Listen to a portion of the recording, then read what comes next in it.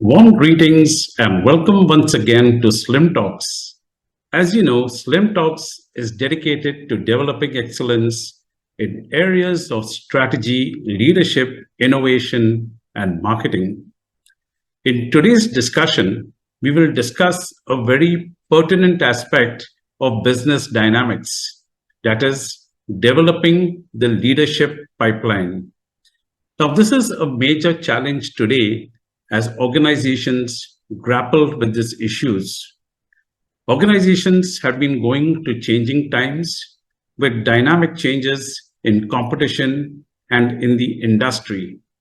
And these dynamic changes pose challenge on the leadership imperatives. So when the future is uncertain, how can we be very sure about having the right talent deployed to face the crisis or to face the dynamic challenges of the current environment? So in this scenario, organizations have to really adopt a standard by which they can really pinpoint and groom the right kind of talent for future leadership roles. So in this scenario, organizations tread a very familiar path. So with this challenge, businesses then look for people who have either taken on more responsibility in the past or those who have been performing.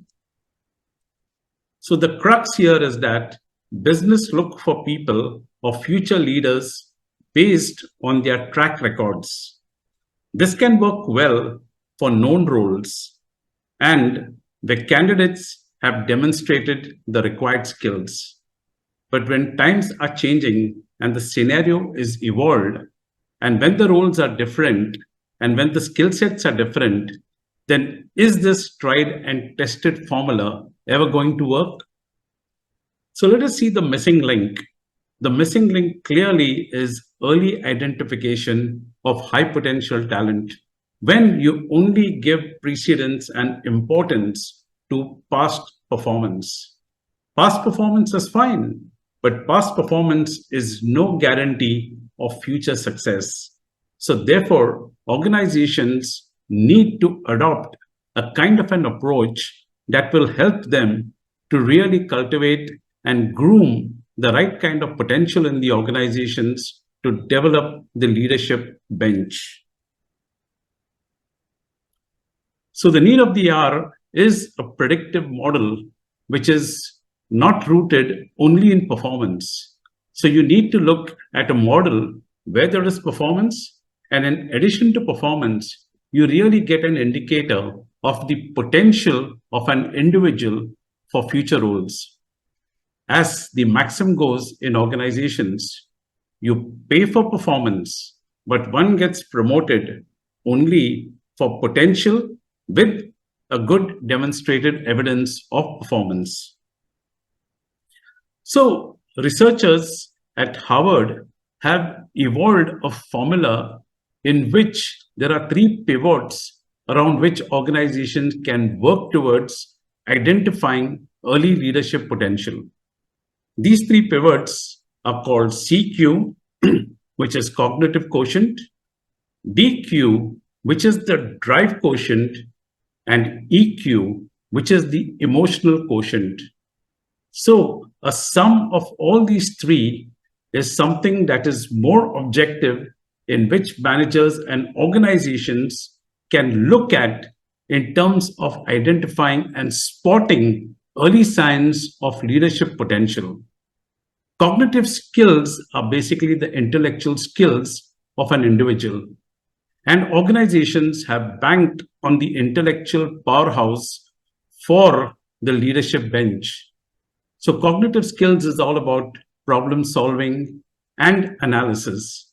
So these are measured with simple psychometric tools, as well as in terms of observing people on the job in terms of how they apply their skill set towards problem solving and getting over any kind of a crisis in which the organization is riddled with. So it calls about taking a backseat and looking at a much broader picture, a picture in which you can look at from the eyes and from the lens of your own manager to understand the nuances of the challenge that they are grappling with and to make sure that these challenges are absorbed within us so that we get some kind of a learning in terms of how to act and how to respond when we are confronted with such kind of challenges in our work sphere. The next pivot is basically the drive quotient. It's beyond motivation.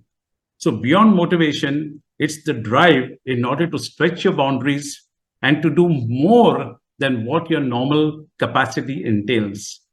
It entails breaking out of comfort zone and looking at things which are beyond the obvious in terms of achievement and in terms of making things work for your business and for your organization. The higher the drive, the greater is the intrinsic power of motivation of that individual to stretch themselves in terms of performance. And finally, you have the emotional quotient, which is characterized by interpersonal skills or how people can respond, act, and behave in an ecosystem of peers, managers, and corresponding functions in order to get the best out of individuals and teams towards achievement of aspirations and towards achievement of organization goals. So how does one make CQ, DQ, and EQ work in organizations? Well, friends, this must be a part of your talent management process. So in your talent management process, the individual development plans must be geared and well oriented towards developing these three pivots of cognitive quotient, the drive quotient, and the emotional quotient for your employees. How does one make CQ work in terms of a development action plan?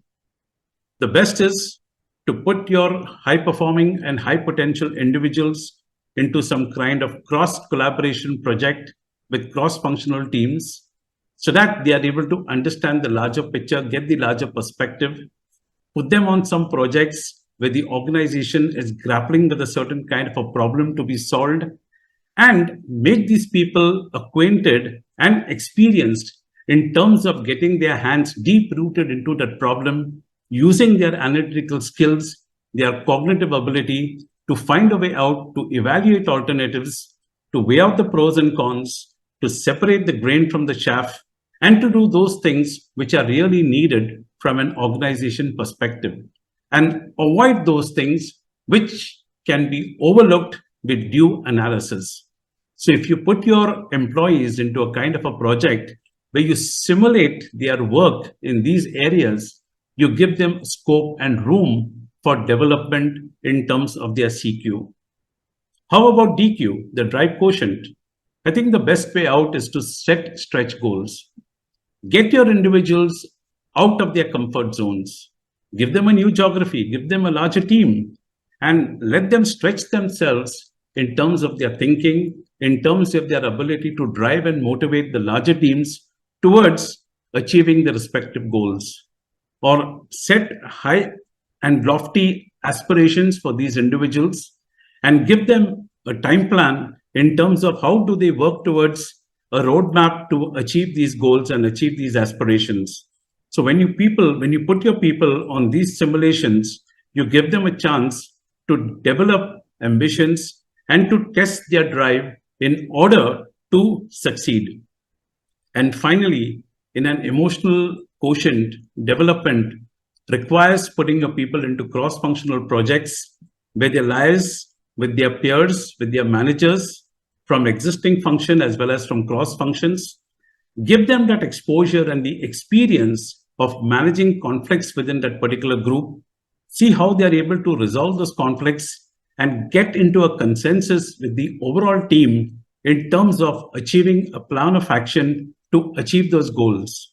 So once you put your people into a development plan, which can be a cross-functional project, this can really help people to simulate themselves into future roles, to navigate through complexities, at the same time, giving them an opportunity to practice and develop their skill sets and work on all these three pivots in order to strengthen them and make them more capable and future ready to tackle the challenges and complexities of changing dynamics in our industry today.